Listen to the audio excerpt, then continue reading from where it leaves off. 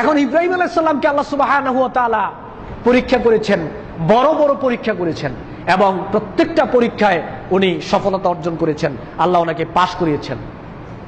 তিরমিজি শরীফে আছে, রিয়াদুস সালেহিনের প্রথম খণ্ডে আছে, আল্লাহ নবী বলছেন, ইন্না ইজামাল জাযা মা ইজামিল বালা। আল্লাহর জন্য কাজ করতে গেলে, আল্লাহর জন্য কাজ করতে গেলে ওই কাজে যত বেশি কষ্ট হবে সওয়াব তত বেশি হবে। সুবহানাল্লাহ। পরীক্ষা যত বেশি বড়, প্রতিদান তত বেশি বড়। ইন্না ইজামাল জাযা মা ইজামিল বালা। বিপদ যত বেশি, বিপদ যত বড়, প্রতিদান তত বড় এবং বেশি। ইন্নাল্লাহা ইযা আহাব্বা কওমান ইবতালাহুম ফামান রাদিয়া ফালাহুর রিদা ওয়া সাকিতা ফালাহু সুখতু। আল্লাহ নবী বলছেন যে যাকে আল্লাহ রাব্বুল আলামিন ভালোবাসেন, পরীক্ষা দেওয়াটা সবার ভাগ্যে জোটে না। আল্লাহর পরীক্ষায় পরীক্ষিত হওয়া এটা সবার ভাগ্যে জোটে না। আপনি ইচ্ছে করলেই জেল খাটতে পারবেন না, আপনি ইচ্ছে করলেই ইসলামের কথা বলে আপনি জেল খাটতে পারবেন না। ফয়সালাটা উপরে হতে হবে। আল্লাহ যদি চয়েস করে আপনাকে যে হ্যাঁ তোকে আমি জেল খাটাবো ইসলামের জন্য, তাহলে আপনি জেল খাটতে পারবেন। ইন্নাল্লাহা ইযা আহাব্বা কওমান ইবতালাহুম ফামান রাদিয়া ফালাহুর রিদা ওয়া মান সাকিতা ফালাহু সুখতু। আল্লাহ নবী বলছেন, আল্লাহ যাকে পছন্দ করেন, এই কওমকে আল্লাহ ভালোবাসেন, তাকেই আল্লাহ পরীক্ষায় ফেলেন। আর পরীক্ষায় ফেলার পরে যদি সে আল্লাহর প্রতি সন্তুষ্ট থাকে, আল্লাহ তার প্রতি সন্তুষ্ট। আর ওই পরীক্ষায় যদি সে আল্লাহর প্রতি অসন্তুষ্ট হয়, তাহলে আল্লাহ তার প্রতি অসন্তুষ্ট। বিপদে পড়েছেন, তুফানে ঘরবাড়ি উড়িয়ে নিয়ে গেছে, আপনি বললেন আল্লাহ আমাকে ছাড়া আর কাউকে চোখে দেখলেন না। নাউযুবিল্লাহি মিন যালিক। এই কথাটা আপনি আল্লাহর প্রতি বলা মানেই আপনি আল্লাহর প্রতি অসন্তুষ্ট। আল্লাহর নবী বলছেন আল্লাহ তোমার প্রতি অসন্তুষ্ট।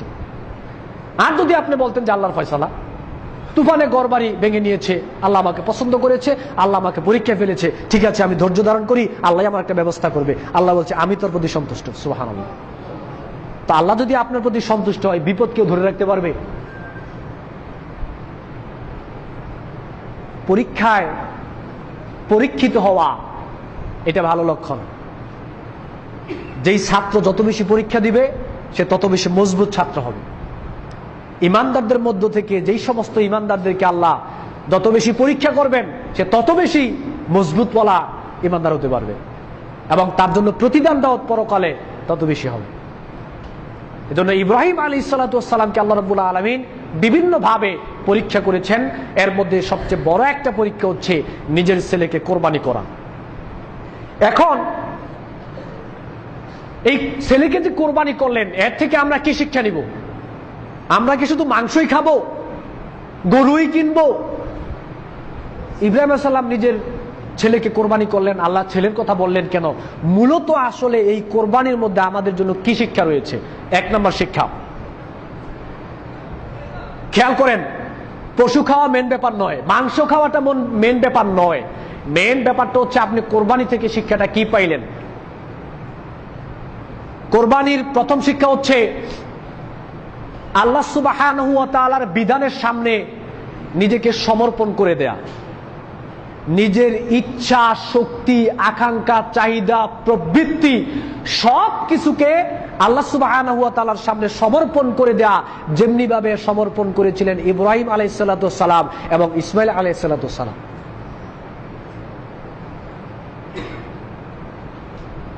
স্বপ্নে দেখানো হলো ছেলেকে জবাই করার জন্য, সেম বাস্তবায়ন করলেন। ইয়া বুনাইয়া ইন্নী আরাফিল মানামি আন্নী আযবাহু ফানজুর মাযা তারা। আমি দেখলাম স্বপ্নে আমি তোমাকে জবাই করছি, তার মানে আল্লাহ আমাকে নির্দেশ করেছেন তোমাকে জবাই করার জন্য। আচ্ছা তোমার মতামতটা কি?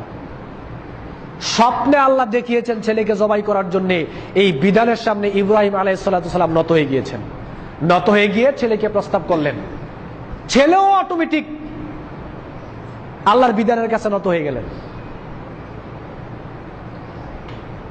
ইয়া আবাতি ফাআল মা তু'মার, হে পিতা আপনাকে আল্লাহ রাব্বুল আলামিন যা অর্ডার করেছেন, যা নির্দেশ করেছেন, আপনি তার বাস্তবায়ন করুন। বাপ আল্লাহর বিধানের সামনে নত হয়েছে, ছেলেও আল্লাহর বিধানের সামনে নত হয়েছে। ফালাম্মা আসলামা, দুইজনই আল্লাহ রাব্বুল আলামিনের বিধানের সামনে নত হয়ে গিয়েছে। আর আপনি কোরবানি করেন, সেই কোরবানি যেটা আমরা করছি যদি আপনার মনের বিরুদ্ধে একটা যায়, তাহলে আল্লাহর বিধান আপনার ভালো লাগে না। কেন? ইব্রাহিম আলাইহিসসালামকে আল্লাহকে বলতে পারতো না যে আল্লাহ এত বছর পরে একটা সন্তান দিলেন, আমার প্রিয় একটা সন্তান, এইটা কোরবানি না করে 100 দুম্বা কোরবানি করলে হয় না? এটা কি ইব্রাহিম আলাইহিস সালাম বলতে পারতেন না? যেহেতু ছেলেকে অনেক ভালোবাসেন, অনেক বছর পর একটা ছেলে দিয়েছেন, এই আপত্তি জানানোর সুযোগ ছিল? কই, তিনি তো কিছুই বললেন না। ঠিক আছে, আল্লাহ রাব্বুল আলামিন যখন পছন্দ করেছেন, আল্লাহ যখন বলেছেন কি করা, আল্লাহর বিধান তো মানতেই হবে, বাপ বেটা দুজনেই আল্লাহর বিধানের সামনে নত হয়ে গেল।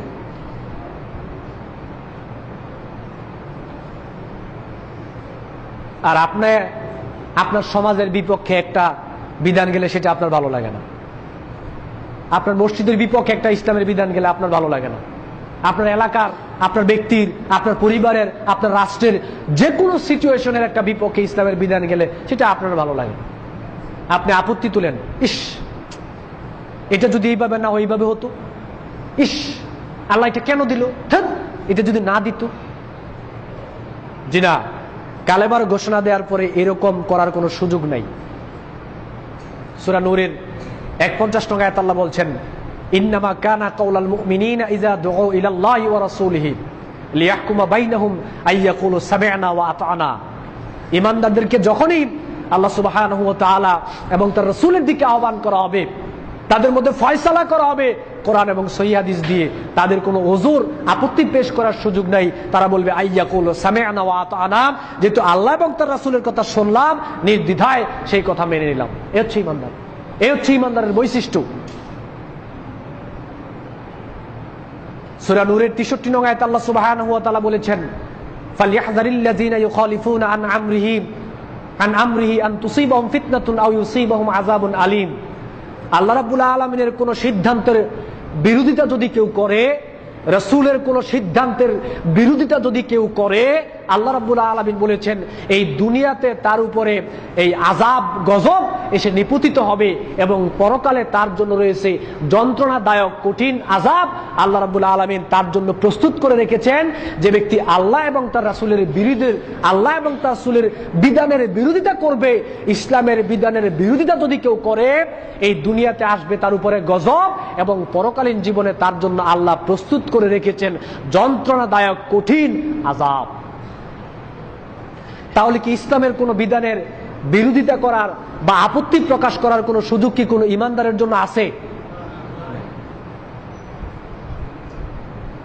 কুরবানির একটা মূল শিক্ষা হচ্ছে ইব্রাহিম আলাইহিসসালাম এবং তার সন্তান ইসমাইল আলাইহিসসালাম যেভাবে আল্লাহর বিধানের সামনে নত হয়েছে, এই কোরবানির মূল শিক্ষা হচ্ছে যারাই কালেমার ঘোষণা দিবে তাদেরকেই আল্লাহ সুবহানাহু ওয়া তাআলার বিধানের সামনে সমর্পণ করতে হবে। কোনো আপত্তি করা চলবে না, কোনো ওযর পেশ করা চলবে না, কোনো ইচ্ছা শক্তি প্রকাশ করা চলবে না। আল্লাহর বিধানের সামনে নিজের ইচ্ছা শক্তিকে, নিজের প্রবৃত্তিকে সমর্পণ করে দিতে হবে। এই হচ্ছে কোরবানির মূল শিক্ষা। কোরবানির আরেকটা